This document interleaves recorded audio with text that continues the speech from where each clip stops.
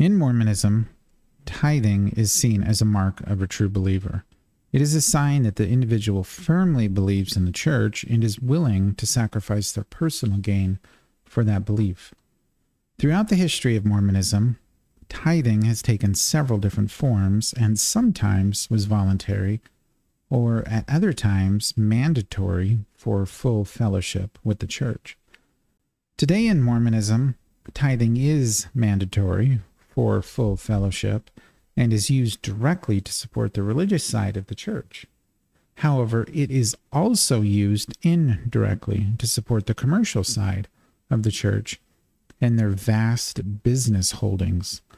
This is, of course, problematic for a number of different reasons. It is not the purpose here to analyze the concept of tithing itself. However, a very brief look into the biblical concept of tithing would be helpful. The first occurrence we have is found in JST Genesis 14, where Abram paid his tithing to Melchizedek.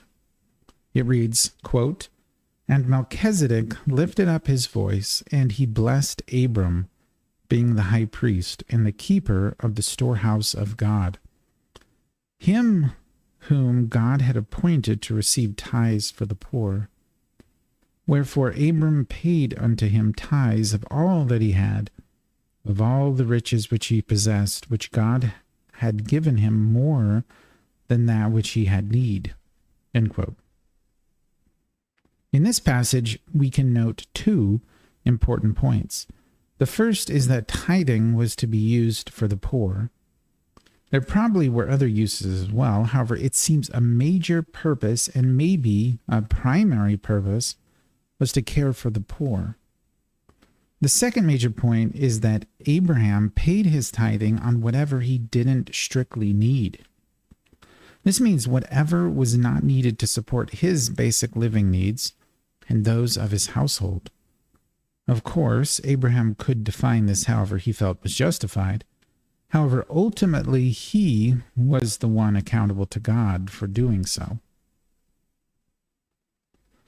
Roughly 300 years later, we have the account of Moses and what we refer to as the Law of Moses. In this law, which is described in Leviticus chapter 27, each of the 12 tribes of Israel were given specific inheritances that they used to support themselves.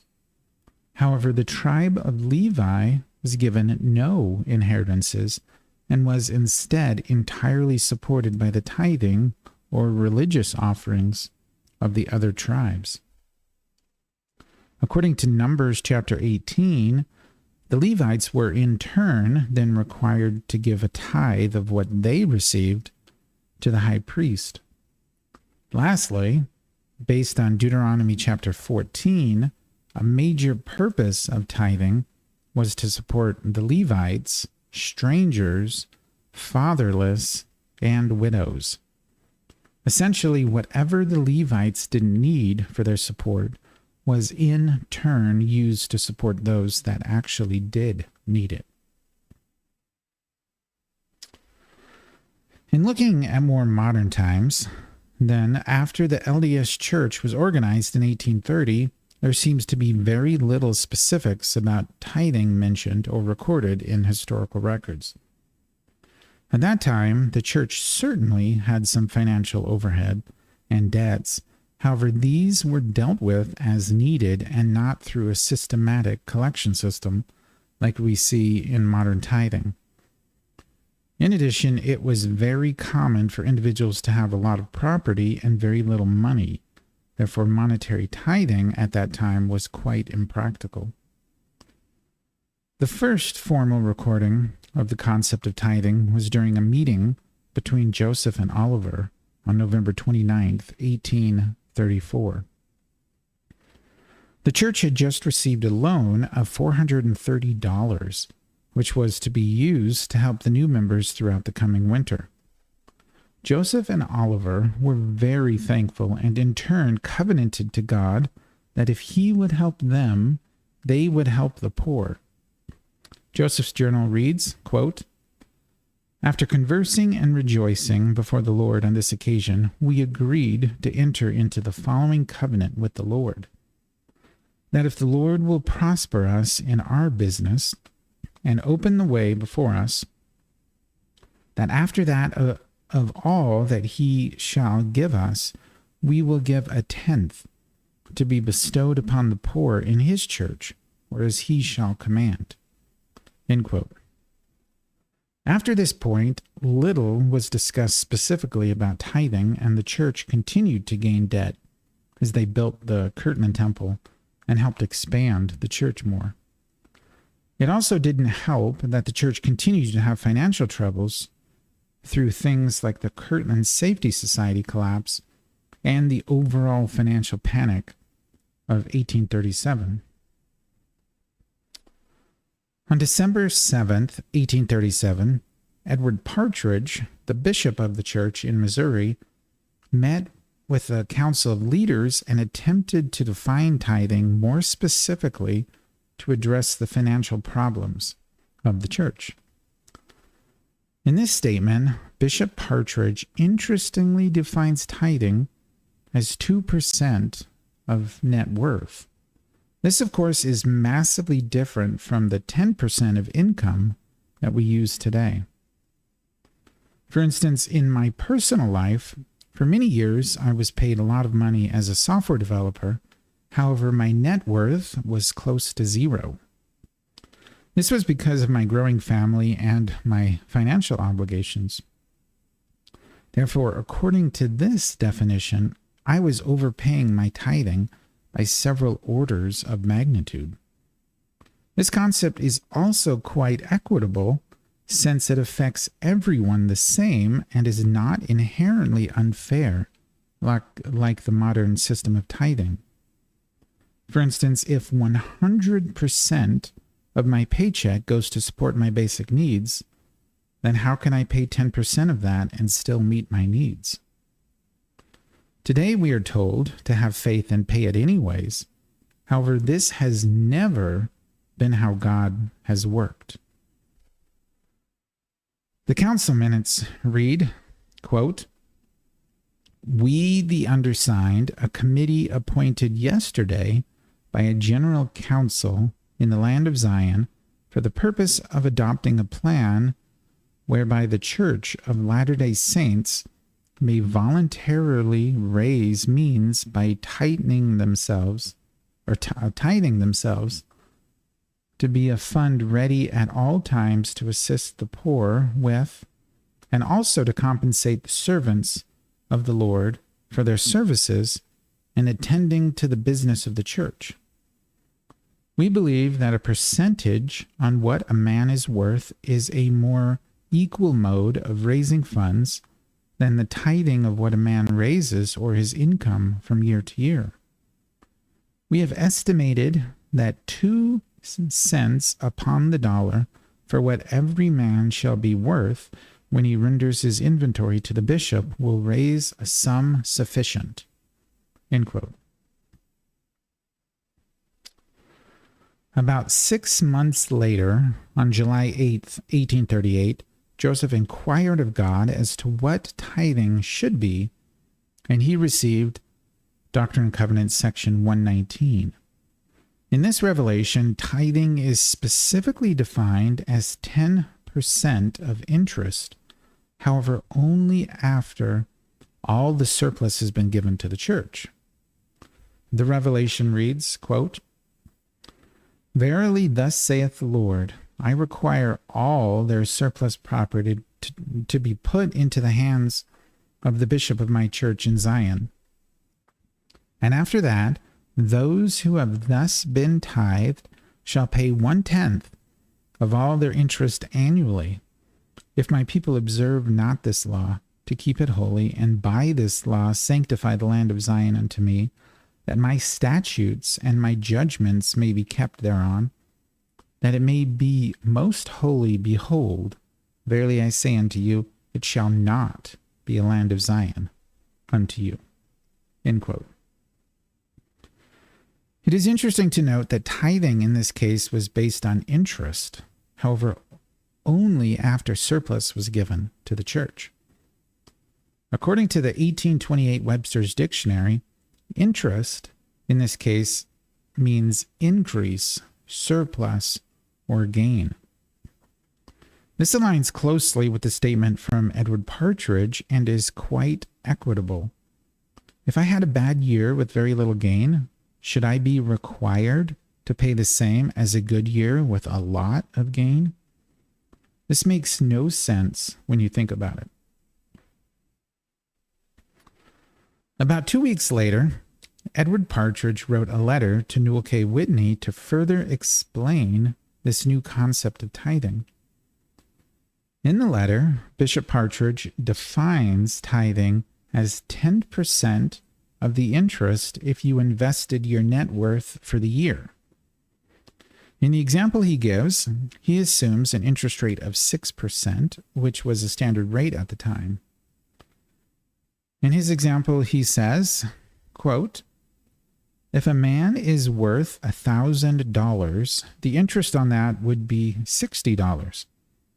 And 1/10 of the interest will be, of course, $6. Thus you see the plan. End quote. This again is so different from what we do today. For instance, if I made $1,000 per month, then today I would pay $100 in tithing. However, if after my bills were paid and I had $50 left over, then I would tithe 10% of that, which would come to $5. Bishop Partridge, however, who was present when Joseph dictated D&C 119, defined tithing in this case as 10% of the 6% interest. Therefore, in this example, I would tithe just 30 cents, which is 10% of the 6% interest of my $50. Tithing continued throughout this way during the 1840s.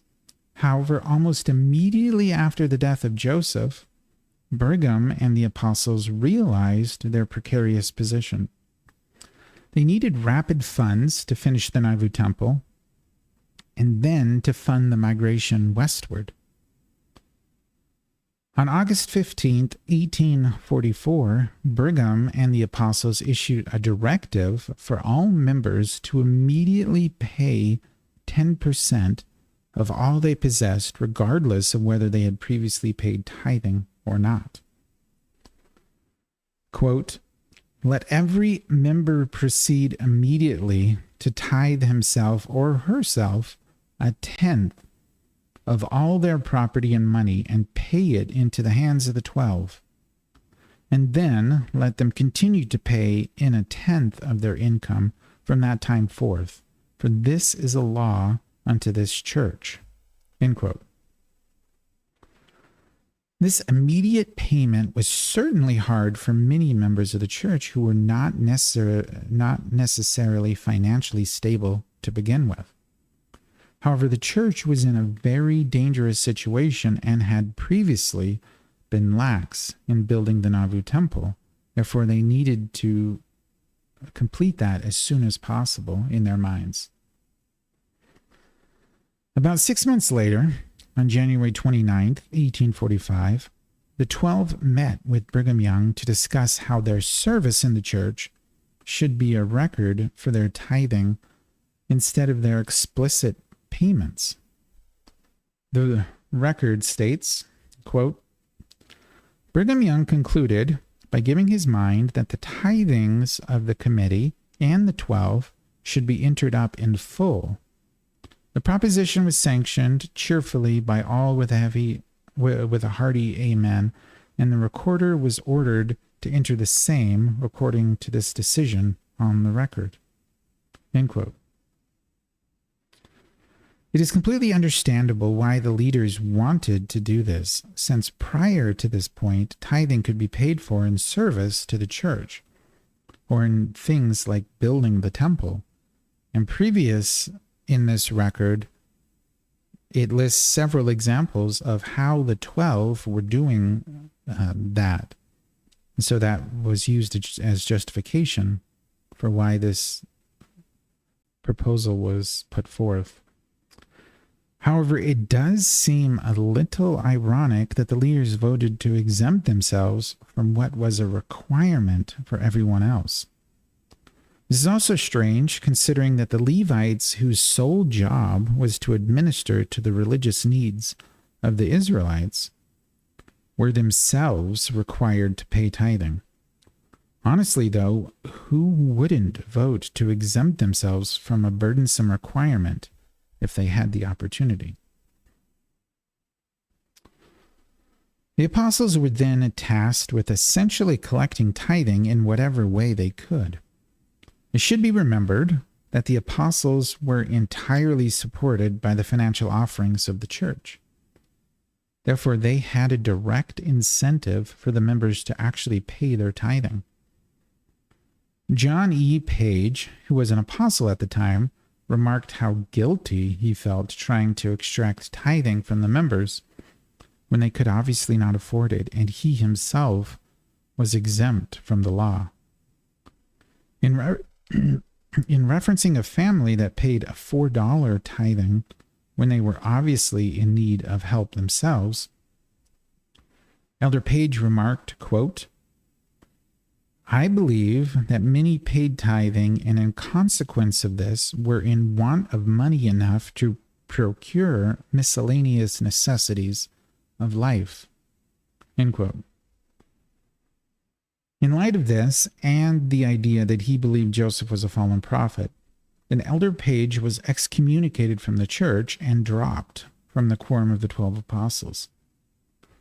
Less than a year later, in 1847, the idea of a flat 10% tithing based on income was reiterated by Orson Hyde in the Millennial Star. He wrote, quote, "The celestial law requires 1/10 part of all a man's substance which he possesses at the time he comes into the church, and 1/10 part of his annual increase ever after.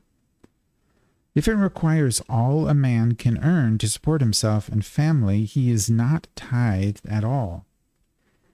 The celestial law does not take a mother's and children's bread, neither aught else which they really need for their comfort." End quote. This is essentially just a reiteration of D&C 119. However, it makes it very clear that those that are not able to afford basic living necessities are under no obligation to pay tithing. Today, however, we are told specifically that we should pay tithing first, and then if we are able to, we can pay our bills also. This has been a very brief look into the early history of tithing in the LDS Church. There is a lot more to this, which we simply don't have time to look at currently. However, it is clear that tithing, as originally instituted by Joseph, is completely different from the way that we practice tithing today. Originally, tithing was to be paid on your increase, which was determined after all needs were met. However, now tithing is to be determined by your income before your needs are met. This concept, in my opinion, is hurtful to the poor and the needy, which is the exact group that tithing was created to help. Today, however, our tithing goes into vast corporate funds, which are used in expert financial ways to generate even more funds. Interest on these sacred funds is then used for any number of secular commercial purposes. While I admit this is smart, according to our financial system, it, however, seems to completely miss the point of what tithing is for.